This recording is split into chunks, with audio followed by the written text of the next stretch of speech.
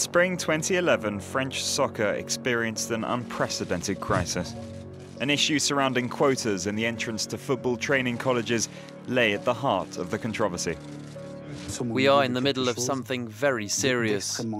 I strongly condemn what has been said. This is not very glorious. In April, the Mediapart website reported on a meeting at the French Football Federation. In the meeting, the problem of dual nationality players was discussed, and it was suggested that racial quotas should be established. We could mark in an unspoken quota, but that should not be said. The coach of the French team, Laurent Blanc, and National Director of Football Development, François Blacquart, openly talked about the introduction of quotas, limiting the amount of binational players to 30% in the training centres. It caused an outcry, both in the sporting and political worlds. It's not only unacceptable, it's terrifying, it's stupid. What happened today shows that this is going to be a very big scandal. We need to tell the youth, France is your country, this is home. French football was deeply marked with suspicions of racism and discrimination. The front of the stadium at Toulouse has been inscribed with words to remind people that football has certain values. Here, it's training day for the professional team. A large majority of these players come from the club's training college. For some, it's their last session before heading to the African Cup of Nations. Mohamed Fofana is one of them. He's the defender who's about to join the Mali national team. Before he leaves, there's one more press conference with the club he joined when he was 15. I came for a one-week course here. The team liked me, and well, after that, the training went really well. And that's when they proposed signing me up for a 3-year contract. And honestly, well, I didn't hesitate for a second. Mohamed was born in the Parisian suburbs. He's 27 years old. He's married to a woman from Toulouse and has 2 children. This afternoon, he means to recover. Mohamed's a former player for the under-18 French team, but he's decided to go for the 2011 Mali selection as a way to further his career.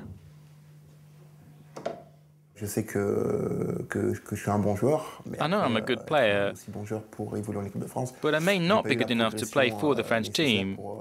I haven't been given the necessary opportunities to hope to play for France one day. If I had the choice between the two, the choice would be difficult.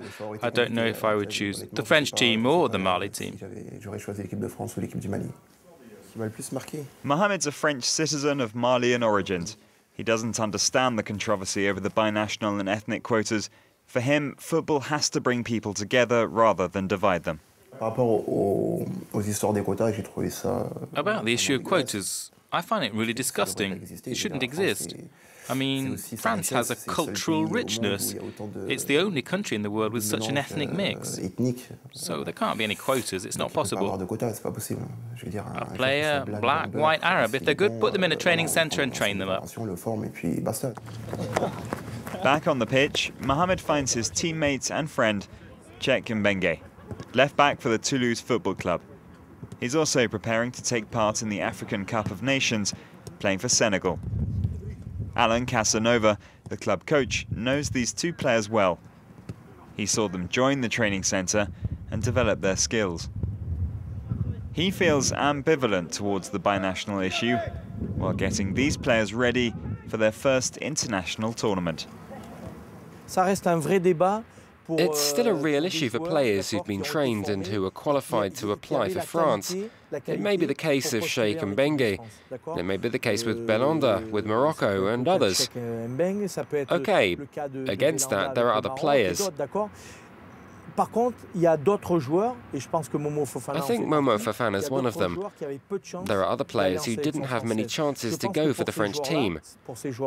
I think for these players, it wasn't a choice in saying it's either France or my parents' country. It was a requirement because they didn't have much opportunity to join the French team. So for me, this is a non-issue.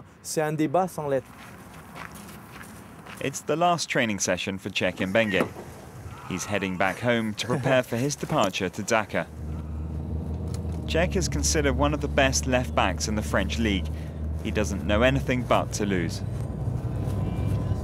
I've been playing for Toulouse since I was 8 years old. One could say that I'm a product of Toulouse. I was born here. It's true, this is my city.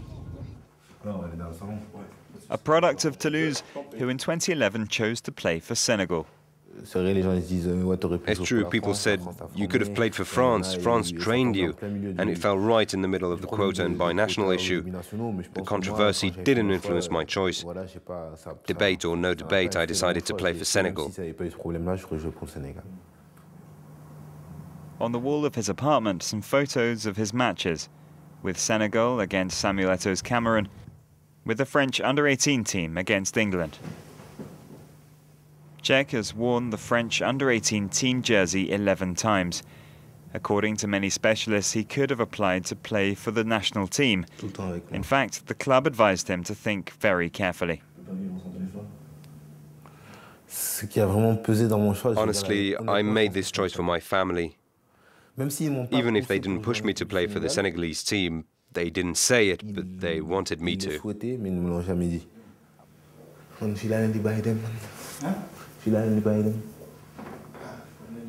Cech has always maintained strong links with his parents' country. At the moment, he's hosting his cousin from Dakar. In the debate that shook up French football, Cech was surprised by the comments made by the French coach. In France, it seems like we have the same prototype of player, big, beefy, powerful, and big, beefy, powerful, who are large, sturdy, and powerful. Black people, it's like that. In the training centres, there are many big and strong African players, but I don't think that's on purpose. They want big and beefy players. In football, the important thing is knowing how to use a ball. It's great if you're big and strong, but if you can't do anything with the ball, they won't take you. I wasn't big and strong, I was a skinny little thing. To get tough, you bulk up. Here in Aubervilliers, in the Seine-Saint-Denis district, the sports students from the Alembert Vocational College are training on the pitch. 15 students are being supervised by 2 sports teachers. Tufik, you're wasting our time, thank you. Dominique Martin created this sports team 4 years ago. He's a sports teacher who's extremely passionate about football. He's always believed in its educational values. His job is to train footballers, but also to prepare young people for the difficulties of high-performance sport. We're not here to deceive or to sell them the dream, but we hope to give these kids the highest level of training. So why not have a national amateur championship or a regional competition where they can enjoy and thrive in their practice of football? All these young people between 14 and 18 come from neighbouring towns. They train for 4 hours a week here with the sports section. Combining their club training and matches at the weekend, it makes more than 10 hours a week of football. In Aubervilliers, a city of 75,000 inhabitants where 40% of the population are immigrants, the debate over quotas has really hit home and has even gone beyond the pitch. Unfortunately, it doesn't really surprise me because this is something somewhat hidden in French society. We wanted to present football as an island away from it all. We're selling a safe place. Unfortunately, football has turned out not to be immune to it. Actually, when everything goes well, by definition, we don't have any problems. France is multicultural. We were world champions. But when the results are bad and the social climate is a little different, people start to question things. It's a shame. You can see that there's a kind of scapegoat politics behind it. Scapegoat politics that hasn't affected the passion of the trainers nor diminished the ambitions of these apprentice footballers. It's 2 days before a match in Drancy, a suburb north of Paris. The under-19 team are training for a national championship. Pab, take off your shirt. Yassine, take off your shirt. Mehdi? Guillaume is taking the group through their paces. Come on, we'll start the set. We'll see who can do a dozen. Set 2, 3 times and play to the opposite. Go. Here we go. Among these young people, some have come over from Africa. Others have been over to England and done tryouts at professional clubs. They dream of making a career and playing for the national team, a dream that came close to crashing after the quota controversy. If they want to talk about quotas, they should give us our players back. Africa could be the continent that's provided most of the world's players. I strongly agree. But as they say, a person doesn't choose their nationality. They're from Africa and have French nationality, so I think they're entitled to play in the French team, and that's right. If this was said, I think it's scandalous, because football is... colour doesn't come into it. It's about ability, that's all. It's the best who play. I don't think there's any racism or anything like that. Like Lilian Thuram and Thierry Henry, two stars of the French team born in the suburbs, these young people aspire to follow in the footsteps of their heroes, those who earned trophies and got famous for their skills. In the Seine-Saint-Denis district, the issue of racial quotas hasn't affected the willingness of these young people to make a life through sport. But after the controversy has subsided, they still think that football has certain values. You want to step up or not? Not what, stay in your comfort zone. Do what you can do, and then you'll see everything will be fine. Move on, do other things. Where do you want to play next year?